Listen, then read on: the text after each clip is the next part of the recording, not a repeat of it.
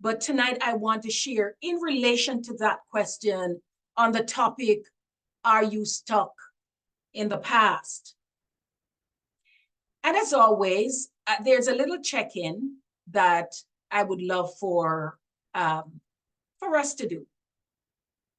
So here's your check-in question, at least a group of questions.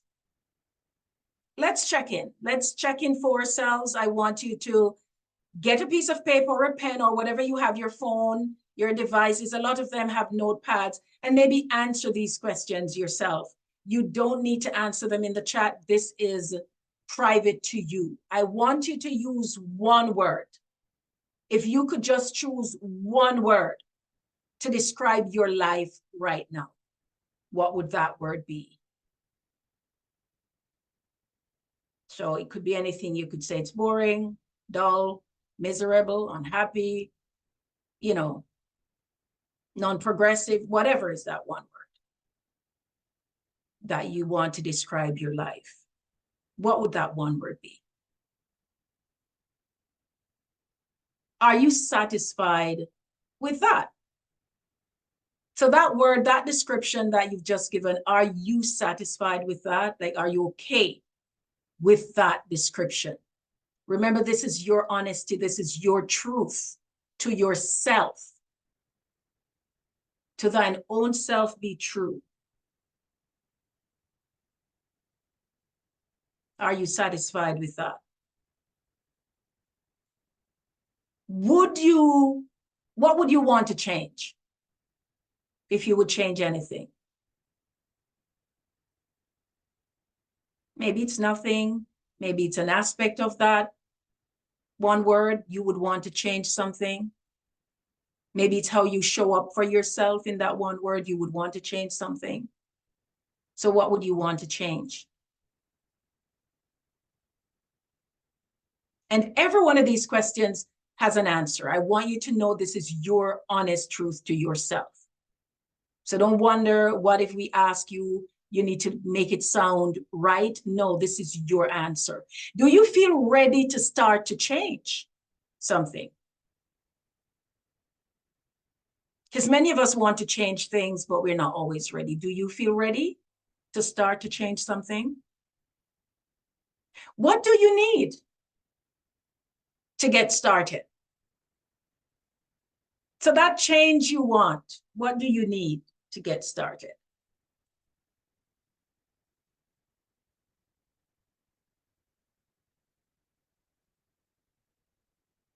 How will you start working towards that need, the thing that you need? How are you going to do it? How will you start doing the work, shaping that behavior, that thing that you need? And the last question for you check-in, describe what the ideal you would look like with this change. So man, if I could only get up at 5 and do the gym and do this and do my meditation, do my prayer, my ideal life would be this. I don't know. I'm just helping to guide that. Describe what the ideal you would look like with this change. So I want you to hold on to these things. This is your check-in. Hold on to this as we get into the presentation tonight. So when we think of our past and getting stuck in our past indicates things that are behind us in some way. That's what a past is. And this could mean things from as far back as how we were conceived. Some of us heard the stories and we've carried those as baggages for years, to even how we were being born and raised. Some of us are traumatized by the stories of even how we were born, who had to stay in NICU, how many days in the hospital, being detached from parents. So all this unattachment and all of these things, not securely attached, are sometimes things that we have to live with. And how we were raised by what kind of environment, raised by what kind of persons around us. And it's not necessarily your parents, and it's not even necessarily your guardians, but raised by others in a larger community all of these things could affect us. They're in our past. Our past also indicates things that impact our lives in the in-between years.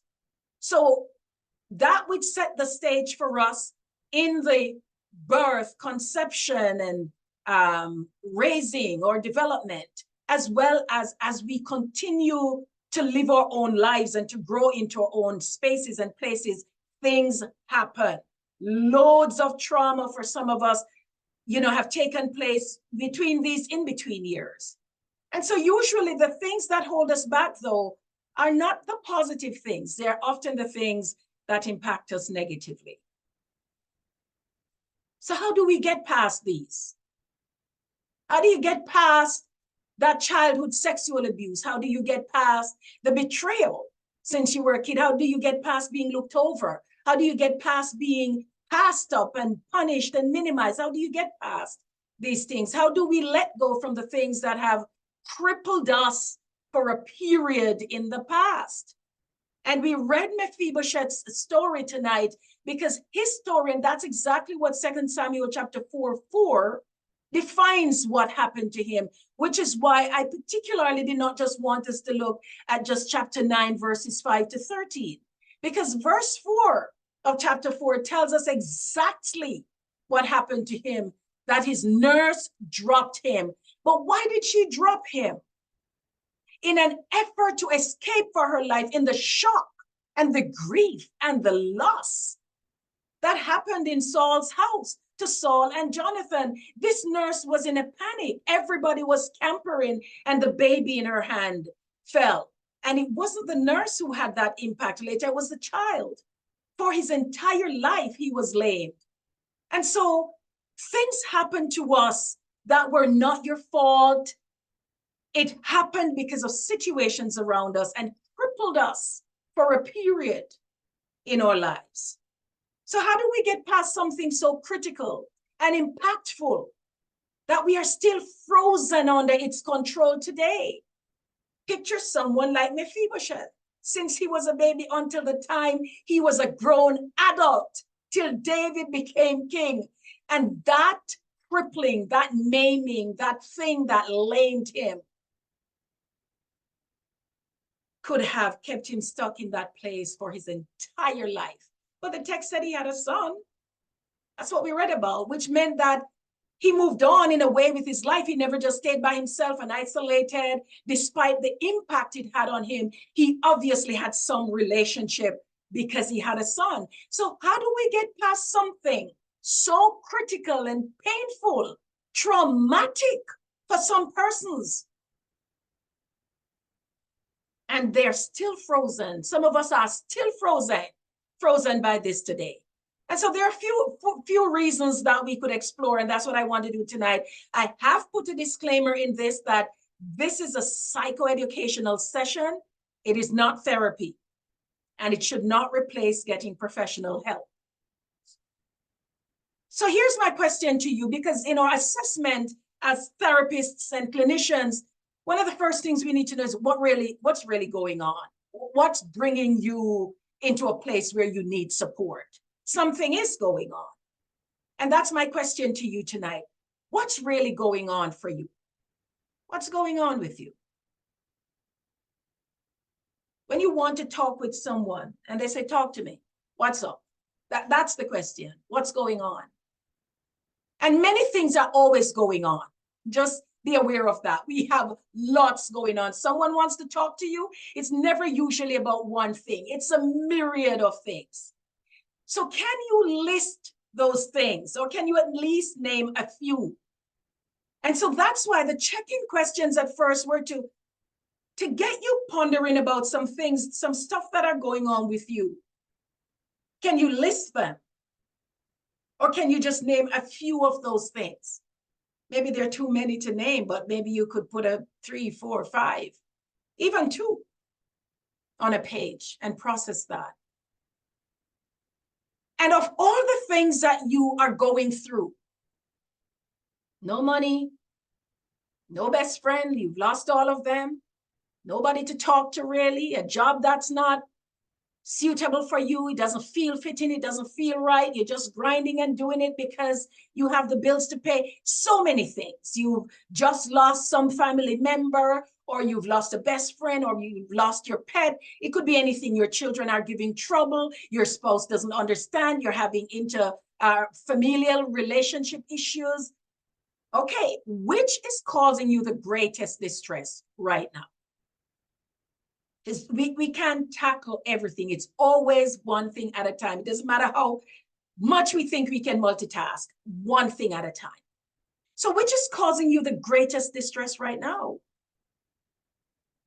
And what would you call that thing that is the most distressing thing for you in your life right now? Give it a name. Let's narrow down this issue and give it a name. And when you hear the name, you can say that name to yourself. When you hear that name, okay, what's going on for me right now is rejection or betrayal or loneliness. When you hear it, does it hit home for you? You know, when someone says, so it sounds like what you're describing is you feel unworthy. And you're like, that's it. That's it. I never thought about it that way, but that's it. That's it. That's what I'm talking about. When you narrow down your issues, I want you to give it a name of everything I feel. I think this is depression. I think I'm depressed. Or I think I'm anxious. This is anxiety. Name it. And when you name it, does it hit home like, yes, this is truly what I'm experiencing? Because it should feel like finally I get it, or finally somebody hears me or sees me or gets what I'm trying to say. And so you may ask, why me? Why me? Why am I predisposed to this? But then I would ask, why not you? Who would you want it to be? The thing you're experiencing right now. If it's not you, really, who would you want it to be?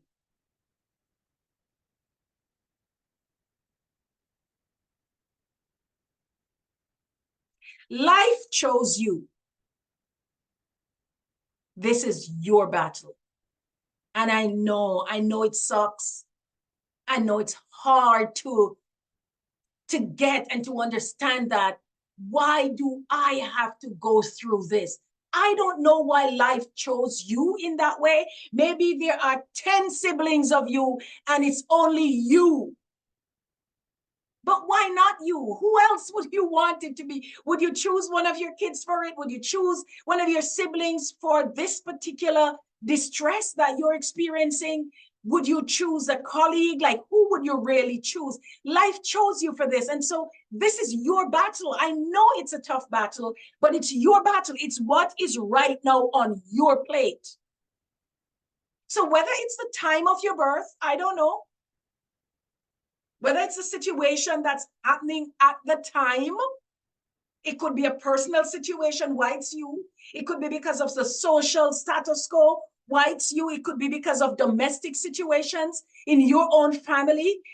I don't know, maybe that's why. It could be environmental. When we think of even COVID, I mean, we went to school. I went to school my entire life in a classroom, played with kids, you know, as a young kid, had time on a playground, and yet my kids, the younger kids, have gone to school in a period when there was a pandemic. These children are now taking classes completely online and have no interaction, some of them, with others in a physical way. Because environmentally, life has given us this situation. We're doing church services, presentations, a lot more like this, and it feels common because life has given us this situation. So irrespective of all the other things you already experienced in maybe a poor familial and interpersonal relationship kind of way, here are some things that maybe you were dealing with in addition to this thing right now that is just eating at you. It happened in your past and you are stuck with this trauma. Because if you are stuck in something, it was a traumatic event for you. Now, understand that trauma can be very subjective, right? So, you know, I have gone through numerous motor vehicle accidents. And I remember the first one was very traumatic for me to the point where I was afraid to get in another vehicle. I was very young. I was 12 years old. And I eventually had to go to school, and I overcame that by exposure, and I eventually got over that trauma. And there are a number of clients that I've treated in my entire 20 plus years of experience in this field as a psychotherapist who continue to grapple, some of them for years, with these similar accidents, motor vehicle tragedies, similar situations I've been in, and remain traumatized by it. We cannot use one's own assessment and feeling of a certain thing to judge someone else's trauma. So I want to put that out there, that maybe because of already all the other things you've experienced in your life, the rejection, maybe betrayals, judgments, the undermining, punishments growing up, and brutality, the minimizing of people, minimizing your emotions or so on, or your experiences in life, all of these already under your iceberg, coupled with this particular incident, is probably now causing you great distress. And you ask, why me? So I want to ask you, okay, so it happened, you know, and data shows that when you continue to live with an incident that has happened maybe more than 18 months ago, you really are stuck in the past. So picture if this was 50 years ago for some persons, you really are stuck in the past. So less than 2 years, you're dealing with that. That's understandable. 18 months, 2 years, and over 24 months, this is something that you need to work through. And so if that happened 2 years ago, why is it showing up right now for you? And it's okay, it will show up. It actually should show up, so you recognize it is there. But why exactly is it showing up right now for you? What triggered this? Because something triggered it. Something makes it feel raw again. Something makes it feel like it just happened yesterday. And that thing could be external as well as internal to you. It's not always someone who's your trigger. Sometimes you're your own trigger. So maybe, is it a feeling of rejection that just showed up in a situation? Someone said something, you felt rejected again, and you remember that incident that happened 2 years ago, 5 years ago, 10 years ago.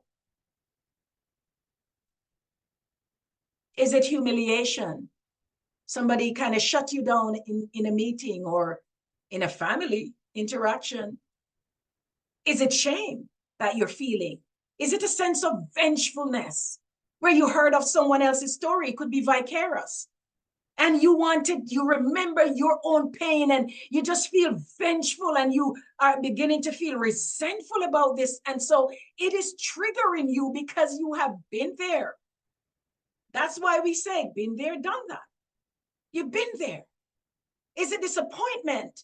Disappointment that you can't get past this, and so you continue, that trigger is still on you so badly. Is it the hurt that you can't get over? Is it some chaos that's going on? It could be anything that's triggering you right now, but there is a trigger. And the trigger could be someone else outside of yourself, or the trigger could be internal to you. But something's causing it to show up right now. And so, is it an experience of a physical, emotional, or sexual abuse? And we want to always put that piece out there, because many times these are they're subtle forms of abuse: sexual, physical abuse, emotional abuse, mental abuse, that eventually becomes psychological abuse in all these places. Is that what's going on for you? Is that a current experience? Why it's triggering something that have you stuck, that happened 10, 15 years ago? 5 years ago, 3 years ago, you can't get past it. And so is it a family baggage that's stirring up? Again, it could be that. There's so many things. Maybe it's your unstable mood. Is it that lately you've been feeling very hyper aroused or hypo, which is like your really high mood, elevated mood, and then you remember when you were that and that incident happened and it just brought this memory back again? Or is it that you were low mood and that's bringing you back into that depressive place, and you begin to remember how you were in there 4 years ago and you just feel so stuck?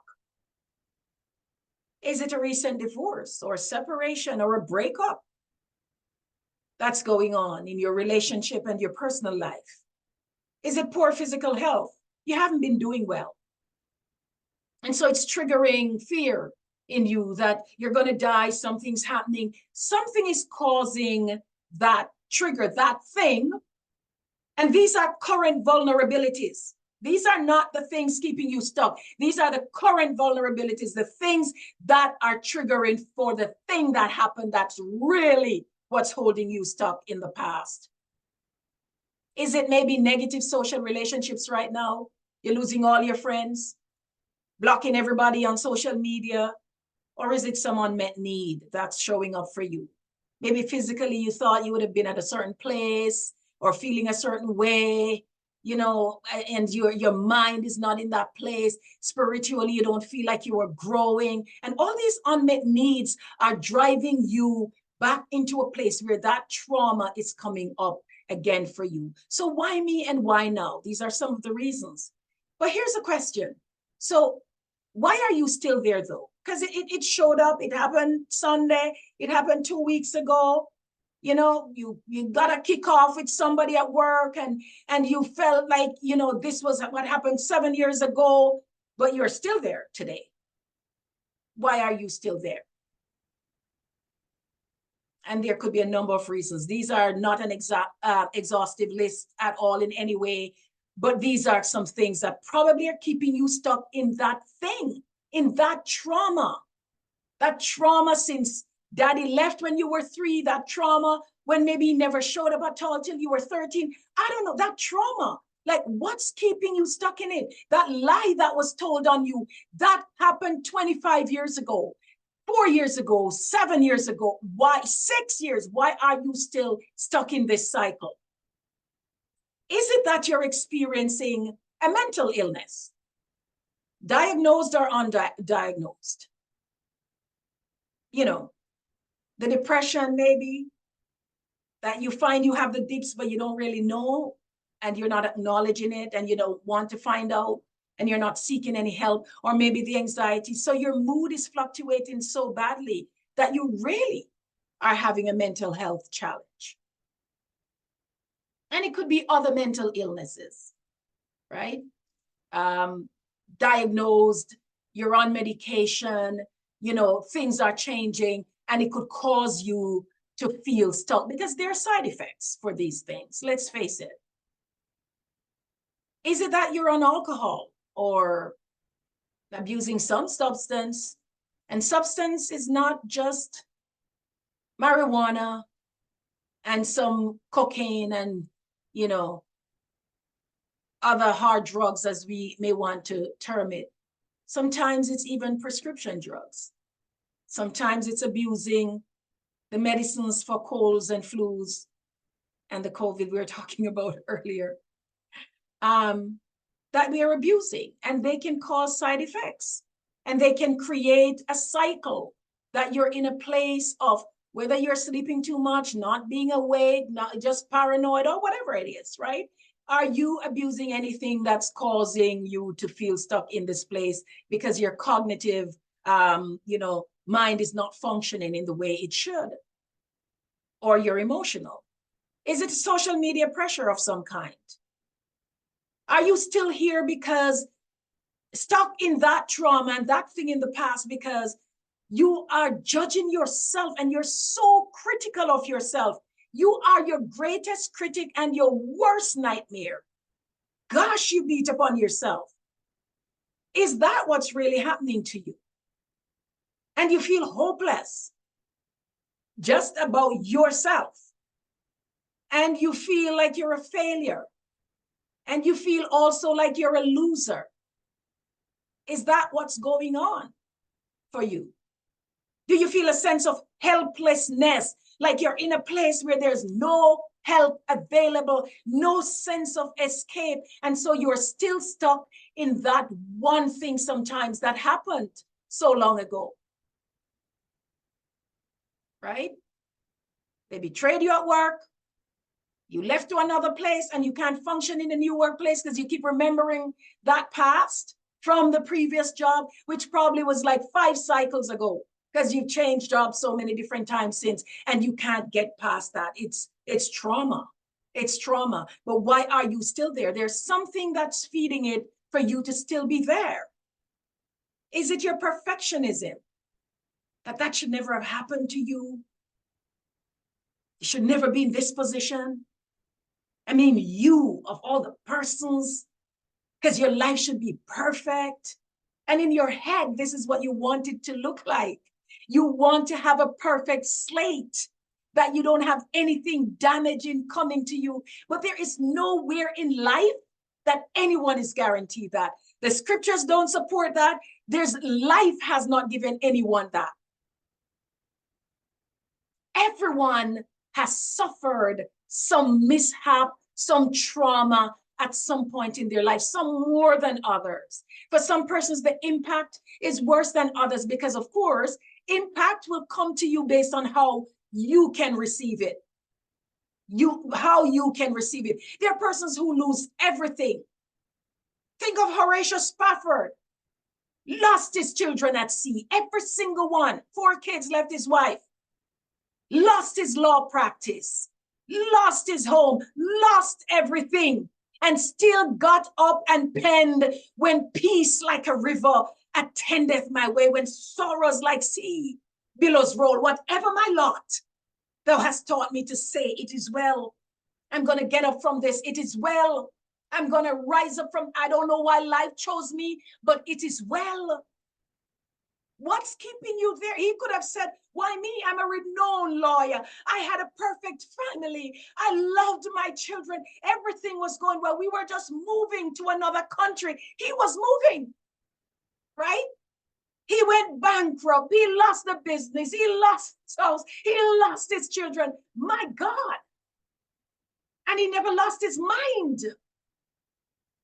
So he received his trauma differently. Some of us going through that would not survive that.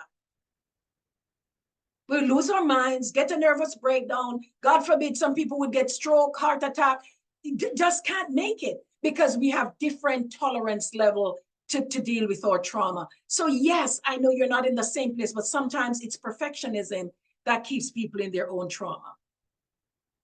And the question that I like to ask, because this shows up many times as a reason more than anything for many persons. Is it a crutch?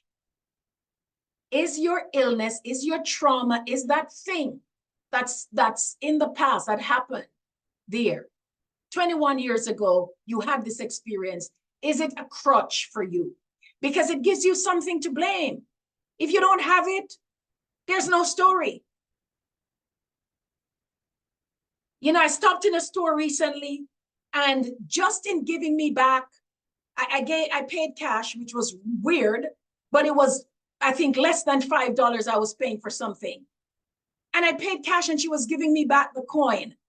I might have given her $20, I think, and she was giving me back, which had a $10 note, a coin in it. And it fell on the counter. And this to me was just, this happens every day. And I just like, that's okay, I'll take it. She's very apologetic. She wasn't. She said, oh, I'm sorry. I don't know. It's my eczema. And I'm thinking, okay, wow, I'm really sorry. That must be very difficult for you right now with this kind of weather and dealing with eczema, the extreme dryness or whatever, when it's too cold, when it's too hot, when it's, so I'm like, that's okay. I'll grab that. You know, I don't know if that impacted her knuckles or whatever, but I'm thinking this is a rash on your skin. This is just a coin falling. That's how I received that. It had nothing to do with her being inept or incapable as a customer service agent, nothing. But for her, This reminded me at that moment, I had gone in that store so many times before and had been served by her. And just even cashing, she talks about the eczema. And I thought, this certainly is a crutch that every customer needs to know that you have that. So understand that it gives sometimes what people are going through, their trauma, gives them something to blame each time because they don't want to leave where they are. If they get over this thing, how will they say, I'm fine? How will they say, I'm good, I'm in a great space, I have nothing to complain about? Because some persons really want to stay there to continue to receive pity. They're just not ready to change. It's a crutch. It's a crutch. And so I would ask you, why is blaming something so important to you? This would be a therapy question I'd ask. Why is blaming, whether it's something or someone, so important to you?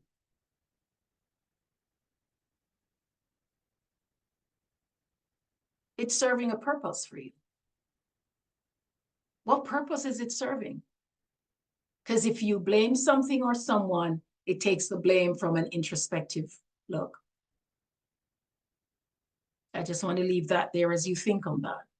Is that why you're still there in that trauma? And those, I said, are just something. So here's what we need to do. This is no recommendation to perfect anything, but self-awareness is very important in all our experiences in life. Self-awareness comes from your self-assessment. Only you can know when you're not at your best. Only you can know when you're not doing too well. Only you can know. It starts with you. And others begin to see it, right? It's reflecting externally. But you know your balance. You know when you feel like you're in that balance in life. You're in that normal space. Your window of tolerance, we call it. So when you are hyper or hypo, when you're above or beneath, you know. So ask yourself, why am I not happy right now? What regrets am I suffering? What regrets am I suffering? Why am I not happy? I'm stuck somewhere. There is a reason. What's keeping me from moving on from that? Do I still want to hold the disappointment? Do I still want to hold the grudge? Do I still want to hold the bitterness, the resentment? Do I still want to hold the lies and the faults and the blaming and the betrayal? I don't know. What's keeping you from moving on? Is it the disappointment? Is it the guilt you feel? Is it the shame? Is it the overthinking that's going on why you don't want to leave it? Is it the catastrophizing that you've been going on? You want to make it bigger than it really is. So if you carry it for 10 years, 15 years, then it's really bigger because it's growing, it's years. Is it the minimizing? You want to continue to portray that, oh, it never really had that effect, but you keep talking about it wasn't so bad. It wasn't. Is it that? It's serving a purpose somehow. Is it the denial then that you're in? Why you are not moving on? What's keeping you there? Is it that you keep telling yourself it didn't happen, but the impact is still on you? Like, there is a reason. And so the question is, do I really want to move on?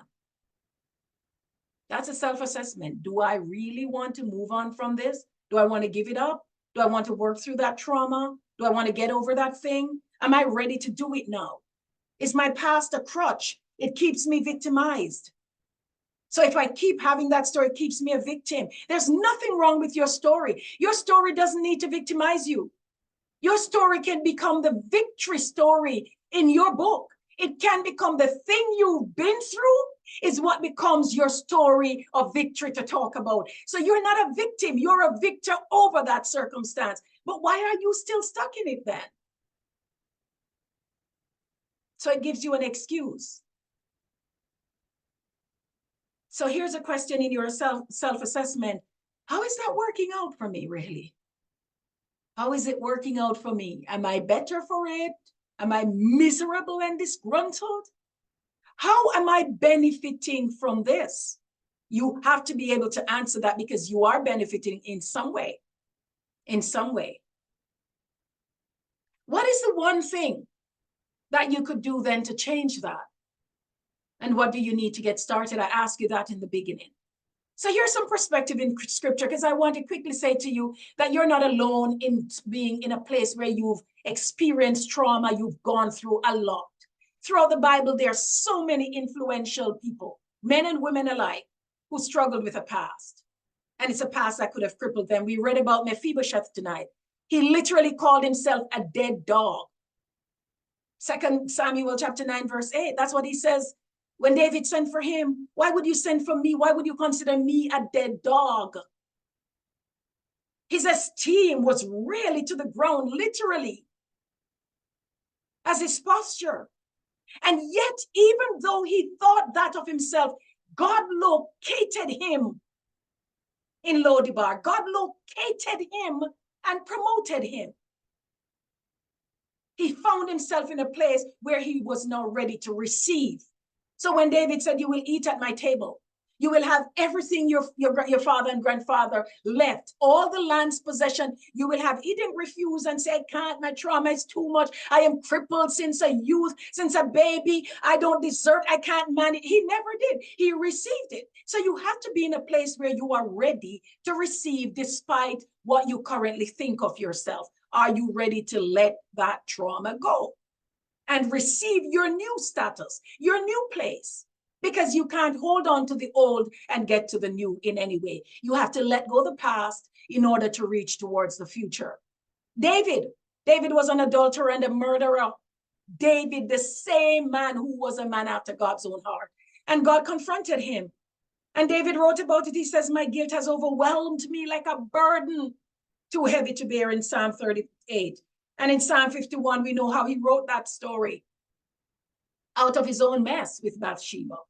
He says, create in me a clean heart and renew a right spirit within me, ready to let it go. Ready to let it go. Job was lost. He was bitter and he felt hopeless till God confronted him. Job lost everything. He said, why did I not perish at birth? I wish I was dead. I wish I died when I came from my mother's womb. His trauma was too much. He lost everything. And then even his wife was telling him to curse God and die. And his three best friends were blaming him about everything that happened in his life. Nobody believed him. Nobody believed him. He says, I have no peace, no quietness. I have no rest, only turmoil. This is trauma. This is trauma. He says, I loathe my very life. Therefore, I will give free rein to my complaint. I'll just talk anything. And that's what happens when people are traumatized. After a while, some shut down totally. And then there are those who just talk. Every ear that would listen, it's like verbal diarrhea. They just talk. He says, I'm gonna give free rein to my complaints and speak out in the bitterness of my soul. This is a man who was traumatized by the thing that happened to him. Job 10, verse 1. Jeremiah was despaired and he felt like a failure. God confronted him. He said, cursed be the day I was born. Why did I ever come out of the womb to see trouble and sorrow, to end my days in shame? This is why me? Why me, God? So these are people who confronted God. These are people who put their trauma out there. So we are not saying that you shouldn't acknowledge it, but there comes a point when you need to acknowledge it, talk about it, and be ready to move on. And we know how Jeremiah moved on when the Spirit of God came upon him and he said, I know I said I wouldn't tell it to a living soul, but I feel like there's fire shut up within my bones. He needed to start something new and different. You have to get past your past. Jacob, the con artist brother, we know of him, stole his brother's birthright. And in the end, still took, so he was such a trickster from birth. And he robbed Esau of everything, down to the very last blessing that his father should give in old age before he died. And he told God that he would not let him go. And God showed up for him in that dream that he saw this ladder going up and down heaven, and he wouldn't let him go till God did something to change his life. You have to become tired of where you're at and what you are doing, because he was on the verge of meeting his brother Esau, and he couldn't continue to be like this. He was ready to change. He says, I'm not letting you go until you bless me. And the angel of God changed his name. Peter denied Christ. Shame, what shame, disappointment, and guilt. What shame. And Jesus said at the resurrection, when he rose, he said, tell the disciples and Peter. Peter became the first bishop of the church, being ready to let go. He says, I was not like this, but the transformation of Christ in me. Today I stand up and I speak boldly before you. This is the same Jesus that we talked about. Paul, the abuser, the murderer, he was later a felon, and the Spirit of the Lord confronted him on Damascus Road. And Paul became the preacher of the Gentiles, bringing the gospel of Christ to the lost, because he was ready. He was ready. Who are you, Lord? He was ready for a change. Rahab, the same, lived a promiscuous life as a harlot till she met men of God that she hid. And then she later became the mother of Boaz, marrying a man of God. The same Boaz, Ruth, kinsman, redeemer. So I don't know why you, but I want to say that to answer that, this is what scripture says. Jeremiah answered it for us, I believe. He says, before you formed me, you knew me. So every struggle, every path that you've gone through, God sees it. Even if it came upon you from the Sanballats and the Tobias and the Geshems, even though it came upon you from the evil and the wicked, God can turn it around for your good. He can use anything, any trauma that has crippled you, he can use it. Jeremiah said, before you formed me, you knew me. And David writes in Psalm 139, where can I hide from your presence? Where can I hide from your presence? If I make my bed in hell, you are there. You find me. If I take the wings of the morning, you are there. If I go up to the heavens, you are still there. For you have fearfully and wonderfully made me. And John tells us in chapter 15 and verse 16, you have not chosen, he says that Christ Jesus was saying, you have not chosen me, but I have chosen you and ordained you. So what you've been through, God can use it. Actually, he wants to use it. But why is it happening now? I can only tell you that the purposeful intent is the Bible's response to this question, is that Paul writes it in Romans 8:28. All things work together for good to them that love the Lord and are called according to his purpose. Every single thing. If you love God and are walking according to his purpose for your life, he's going to use the shame, the disgrace, the abuse, the divorce, the separation, the minimizing, the judgments. He's going to use it all for his glory. He's going to use it all. And Paul tells us again, casting down imaginations and every high thing. It's important. Every evil thought you have to bring into captivity to the obedience of Christ, or the trauma will cripple your mind and you cannot move from it, but you have to want to do it. And therefore he says, let this mind be in you, which was also in Christ Jesus. So as it relates to why it's happening and continuing to happen for you, hear what the Bible says. And this is what you have to take hope in. We continue to hope because Jeremiah 29:11 says it. God says, I know the plans I have for you. The plans I think towards you. They're thoughts of peace, not of evil. And I have an expected end to give you. I know where I am taking you. So use it. Use the trauma. Let God use it to take you. It's a detour for you, but God can use it right to the very end he already created for you before the foundation of the world. So be anxious for nothing. Philippians 4:6-7 says, but in everything by prayer and petition, with thanksgiving. Thank God for that too. As painful as it was, thank him for it too, because he's going to get the glory out of this. He's going to get the glory. With that thanksgiving, present your requests to God. Why don't you tell him to use this? Use my pain, use my trauma. Use the thing that hurts me most, Lord, to bless your name. Use it. Use it.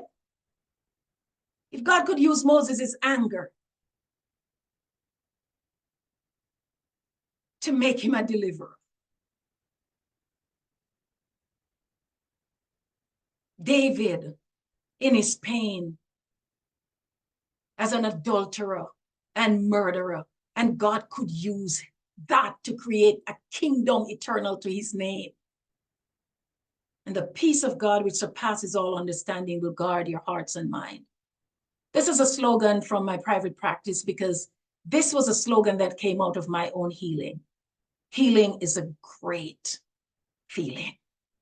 You have to accept, you have to own where you are at this point in your life. That's acceptance. You also need to acknowledge that your emotions are not facts about you.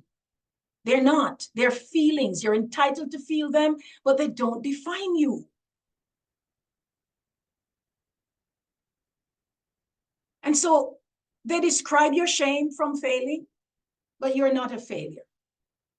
They describe your guilt from messing up. That's okay. You're perfectly imperfect.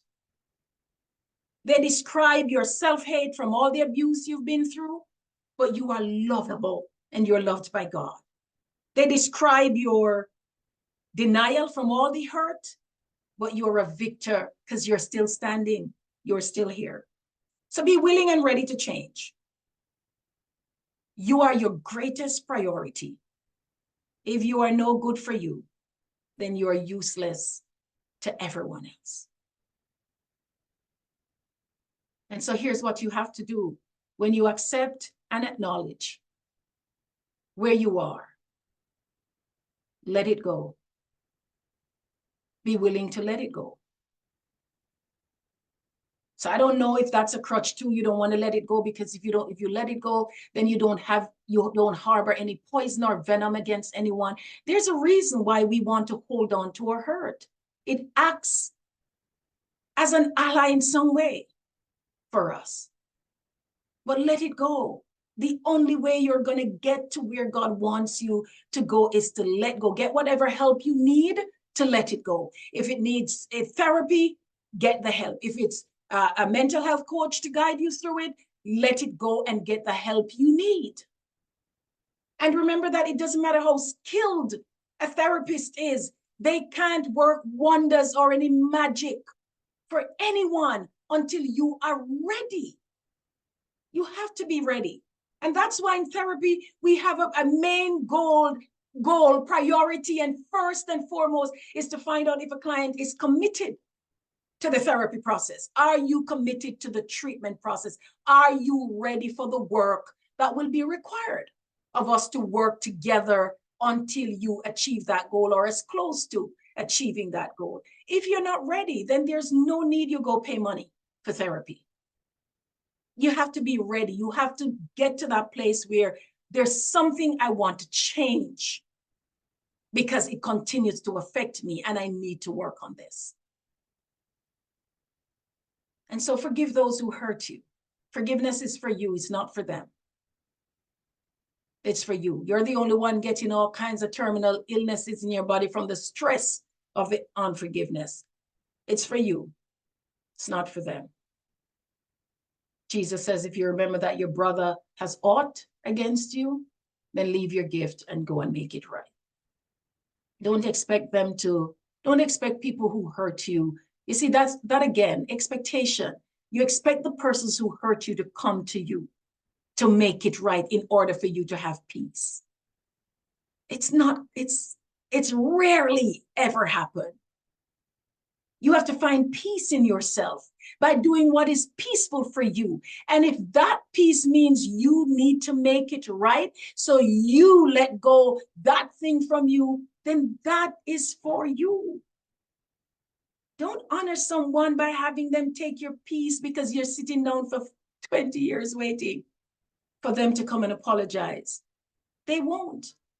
Many of them won't. Forgive yourself. And this, sometimes we forgive others, but forgiving ourselves is the hardest piece. Forgive yourself for whatever boo-boo you made, whatever mess you made, the mistakes, and you're like, oh my God, what was I thinking? Forgive yourself. You are human. Come on. You are going to make mistakes. And you know what? I have bad news for you, because there will be many more mistakes that you will make. Because you're dust, you're clay, ashes. We're human. We're not perfect beings. All of us just, you see, like we have it together. We just trying to have it together. We all winging it. Don't be fooled. We all winging it, including myself. Right? So give yourself permission to not have to be perfect. Going to mess up, going to do mean things, even though I'm a trained psychotherapist and a pastor at that. I'm going to get upset and irritable and annoyed and say things too, because I get angry and I feel hurt. Give yourself permission to not have to be perfect. You've tried to be perfect, but yeah, how is that really working for you? How is that working for you? Are you checking a box each day? How many people did I not mess with today? Oh, I got a perfect slate. Like, is that what you want? And sometimes it really feels good to mash a few corns and stand up to some people so that you're not continuing to live in the trauma. Because maybe your trauma is that you've been voiceless for so long.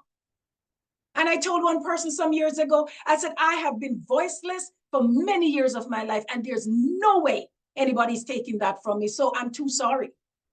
But my voice will be heard. Even if I'm the one speaking and hearing it, I will stand up for myself. How is that working for you to be perfect? Because when you stand up for yourself, when you become a voice, you're not going to be seen as perfect. You're going to be criticized. You're going to be ostracized. You're going to be told that you're probably contentious and miserable and whatever it is, all kinds of names. The noise will be around you. So who are you working to impress? Only God is perfect, and he will not condemn you. He knows that we're human, we're clay, we mess up. And if anyone misses the way and the path, become angry and sin in the process, that we have an advocate and we can go to him and we can find redemption in him. There's therefore no condemnation to those who are in Christ Jesus, who walks not after the flesh, but after the Spirit. So it is our aim to walk before God. Move to the next level for your healing. That's all I can tell you as I wrap up. Your pain is a premise for your power, and he will repair your foundation with precious stones.